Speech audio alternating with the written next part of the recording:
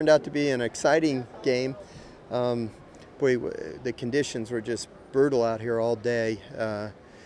It was wet, windy, cold, just a dreary day. I felt awful about us having to move the game to 4 o'clock. I know that inconveniences our fans, but I knew that the game tomorrow had a really good chance of being canceled, which it ended up being canceled because I talked to the coach yesterday, and he told me that his outfield, they have an artificial turf infield but a grass outfield, and he told me if they get 2 inches of rain or more, it's days before they can get back on the field. So our game wasn't going to be played on Wednesday, and they ended up having a torrential downpour. So I really wanted to get this game in because I knew we weren't going to be able to play on Wednesday, and I hated to go this early in the season without having a midweek game. So I really appreciate all the fans that came to the game today, even though it was early like this and the conditions were so lousy. Tuesday games always worry me because we take Monday off. So you have a very emotional weekend like we did, even though it wasn't an SEC weekend. It was the opening weekend, and we had 2 very thrilling games. And then Sunday, we had a pretty good game all around. And then I don't get to see the kids again until they show up to the field on Tuesday, and I just don't think we did a very good job of getting our team ready today to play, But there's not much you can do because all you can do is text them and talk to them on the phone and those type of things. And I just thought our approach at the plate tonight was just not very good. Conversely, Sunday it was great. Today it was not very good. We made a lot of easy outs. We were very fortunate to even scratch the runs across that we did. Because it was not a stellar offensive performance by any stretch of imagination, and as coaches, somehow we got to figure out a way to get them more prepared and be ready to go even on a Tuesday when we can't practice the day before. Fortunately, our bullpen came in and did a terrific job for us, starting with Beck and Fontenot and Peterson at the end. My goodness, was he fired up. And I thought Giovanni obviously was a big spark plug for us coming off the bench, putting the ball in play, stealing a bag. Chris Reed did a phenomenal job coming off and putting the bunt down. And, it was good that we eked out the victory, although it wasn't a thing of beauty, that's for sure. What went into the decision to put in those pinch hitters there in the 8th inning?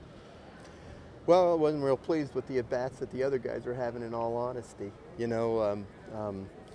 I didn't think, that a couple of them, swung the bat all that great, and I thought, well, let's give somebody else a chance and see.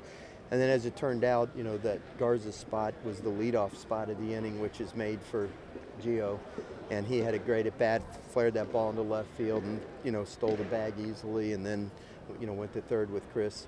I tried to hit and run one pitch, and unfortunately the pitcher was so wild, but I knew it wasn't as high-risk play as it normally is because Giovanni was stealing the bag, and even if Chris swung and missed, I thought that Gio would have a chance to get the bag for us. And if he did that, then we could get him to third via the bunt, which obviously they had to draw on the infield, and the little bloop by Mathis was able to fall in. So, the guys have to be ready. And I warned them a couple innings earlier that they were going to be called upon, and when we called upon them, they were all ready to go. I thought Beloso hit that ball. I thought it was gone, to be honest with you.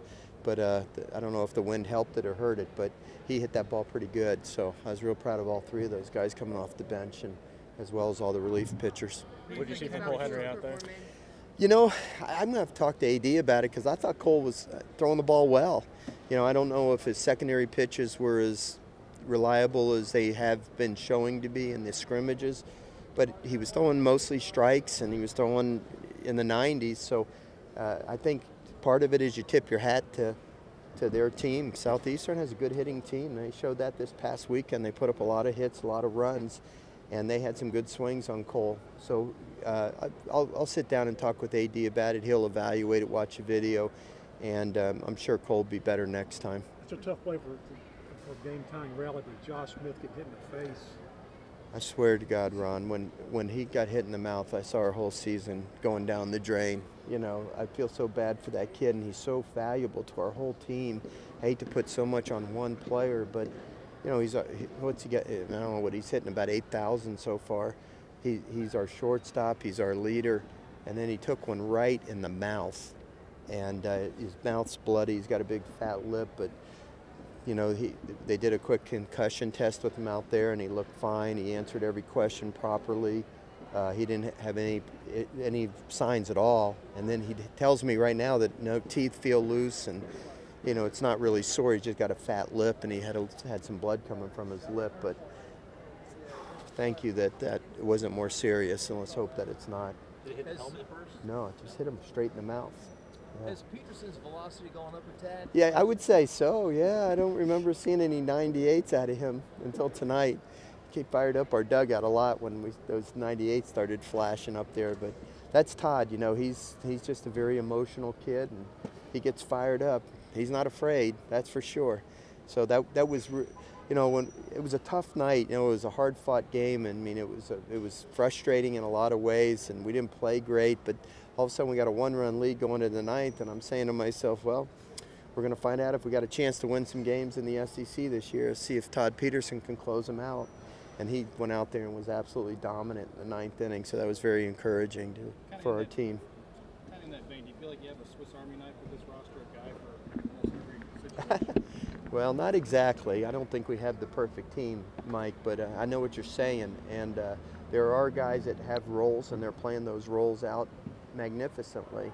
But there's still going to be some tinkering. You know me. You've been around me for 13 years now. There's going to be some things that we're going to need to do. Some guys are going to have to do some things that I expect them to do, or somebody else is going to replace them. It's just that simple. So there's areas that we can certainly be improved, and we will improve.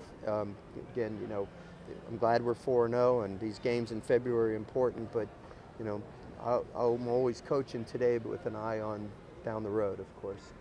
What were your thoughts on Dribienko on defense? Wait, are you talking about the drop throw? Well, it's pretty hard to drop that throw. If he hadn't hit him in the glove, it probably would have hit him in the stomach. So I think that's probably the one drop you'll see all year out of a kid that plays at LSU. I mean, I've never seen him drop a thrown ball before. Was there any other plays that? Just wanted to see your thoughts. Okay. I felt for him. Obviously he felt bad because it extended the inning, but I think Cole Henry ended up pitching out of that jam. It just cost him a few extra pitches is all. Can you talk about Chris Reed's at bat, swinging to protect the runner, bring down the perfect bunt? Well, that was a hit and run play, and the ball was impossible to put the bat on run, but he has to swing anyway. And I think it probably distracted the catcher just enough to allow Gio to be able to steal the base. As I said, the hit and run's a high-risk play. But when we were getting to the bottom of the order, I didn't want to just get him to second base, in all honesty. Chris was not bunting that first pitch. That was just a take sign. I just wanted them to think he was bunting so that the infielders would reposition themselves and create some openings. I was hoping that the kid would throw a strike on the hit and run, but it was such a bad pitch. Chris couldn't put the ball in play yet. Like I said, it's usually a high-risk play, but with Gio being the base runner, base stealer, it's not as high risk as it normally would be because I know he has a good chance to steal the bag. And then once he got to second, then I wanted Chris to put him over, and he put a perfect bunt down. And with his blazing speed, he almost beat it out. At least that's what he'll tell you.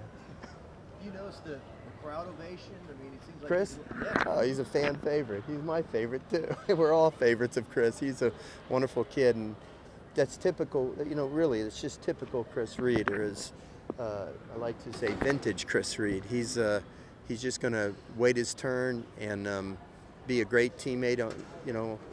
Cheering on his teammates, and when I need him to step in and do something, he's always ready and able to do it. And if they would have hit him a play in the ninth inning, I guarantee he would have made a good play for us. Does this postponement do anything for you guys as far as preparations go? Yeah, I'm really disappointed because Eric Walker was supposed to start tomorrow, and then it was amazing. So after we found out that the game was canceled up there, we kind of rethought about it, and we thought, okay, we're going to have Walker throw an inning or two tonight, and then maybe Friday, and then get ready to start on Tuesday of next week.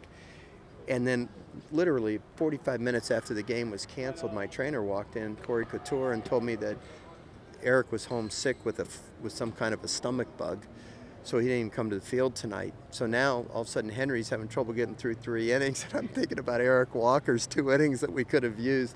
But that's why I thought the rest of our bullpen, really Costello, Beck, everybody did a terrific job tonight, and that was the key for us to win the game. Nothing changes for Friday, Saturday, Sunday? No, the rotation will be the same for this weekend.